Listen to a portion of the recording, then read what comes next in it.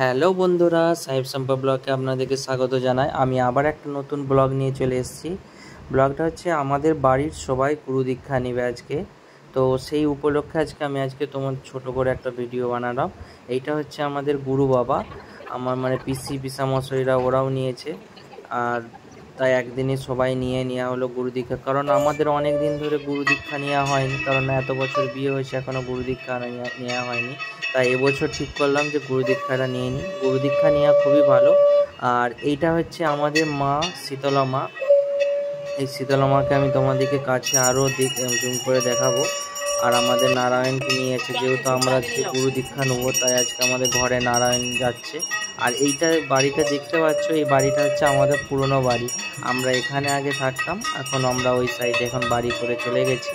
এইটা হচ্ছে আমাদের বাড়ি, পুরনো বাড়ি। আর আজকে আমাদের এখানেও নাম হচ্ছে, সেইটাও তোমাদেরকে আমি একটা ভিডিও দেখাবো। এইটা হচ্ছে আজকে আমাদের এখানে নাম হচ্ছে। আর এটা আমাদের বাড়ির সামনেটায় আমাদের নারায়ণ ঢুকছে আমাদের বাড়িতে। আমার নারায়ণ ঘরের মধ্যে আসা মানে খুবই ভালো জিনিস। তাই আমাদের গুরু বাবা নিয়ে এসছে আজকে, যেহেতু গুরু দীক্ষা হবে তাই নারায়ণকে নিয়ে এসে আমাদের পুজো করতে হয়। এই যে দেখতে পেয়েছো পূজার কত কি সাজানো হয়েছে, এই যে দেখতে পেয়েছো তোমরা সবাই। আমাদের যে তিনটে বাড়ি আছে, ওই দিকের বাড়িটা আমার যেটা সোজা ওই যে পিসিমণি করছে ওইটা আমি থাকি। আর এই সাইডে দাদা ওই দিকের বাড়িতে থাকে, মা বাবা এই যে সাইডে থাকে, দাদু ও বাবার বাড়িতেই থাকে। এরপর পুষ্পাঞ্জলি দিচ্ছে, ওই যে আমার দাদু আর ঠাকুমা ওখানে বসে আছে। এটা মা বাবা, আর এটা হচ্ছে পিসি পিসামশাই।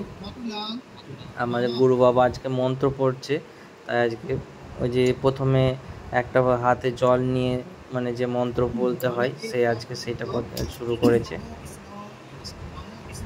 আর এটা হচ্ছে আমার দাদা আর বৌদি, এটাও মন্ত্র বলছে। মানে এরকম করে করে অনেকবার মন্ত্র বলতে হয়, মিনিমাম 5-10 বার বলতে হয়েছিল এভাবে।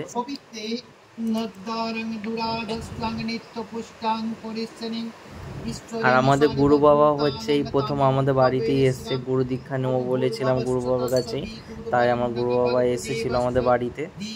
এটা হচ্ছে সাঞ্জল, এটা আমাদেরকে লাস্টে সব কিছু পুজো হওয়ার পর এই সাঞ্জলটা খেয়ে নিতে হয় আমাদেরকে।